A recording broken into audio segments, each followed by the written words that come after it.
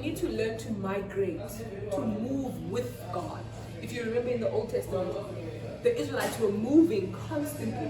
When they're from Egypt, they were always in a migration. If you think about it, the Bible, I think it was 42 different places that God took them through before they got to Canaan.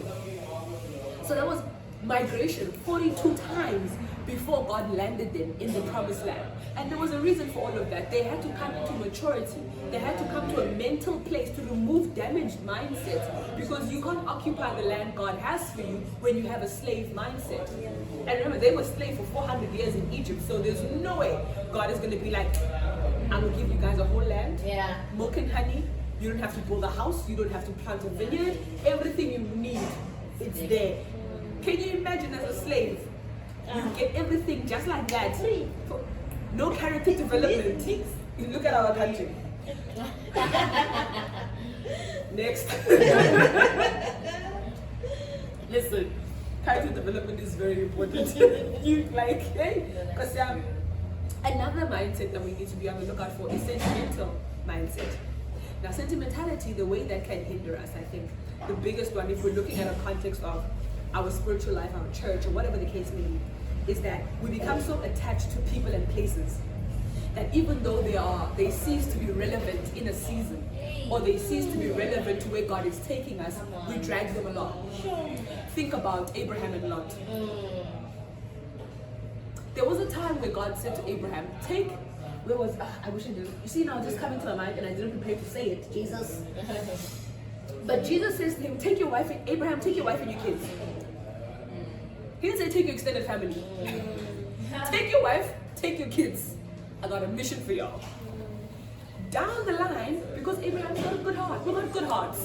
We're sentimental like that. We don't want to leave people behind. I mean, Lot was my family. You know, he's like my kid. He's like my brother.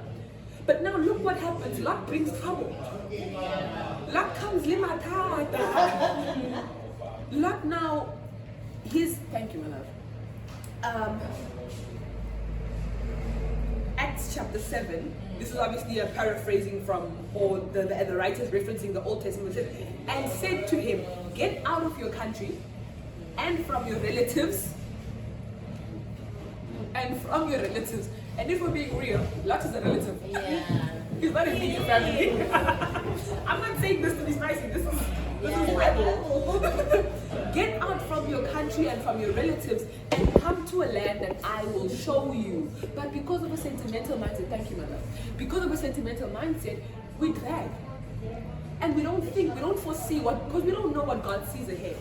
God knew, but hey, there's gonna come a time now, because God is attached to you, He's gonna prosper as you prosper. And because you're both prospering, there's gonna be friction. I didn't intend for that. I called you and your family.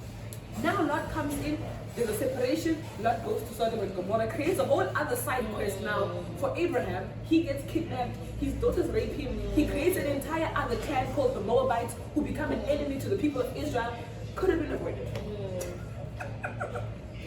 Yeah, but so sentiment, that's so random, thank you. But it's just one of those things where they were the Moabites, right? Yes, his daughters raped him, and yes, and then they bore okay, cool. I just wanted, in my head I was like, wait, was it them? Yes, it was, the Moabites. So we know later on that they become an issue now to the nation of Israel because of how they were conceived. You understand? We could have avoided that if we heeded the exact word of God. He said, leave, but because of sentimental attachments. Or God says to you, listen, you're where you are now, it's great, it's good, it was good for a season, but you need to bounce.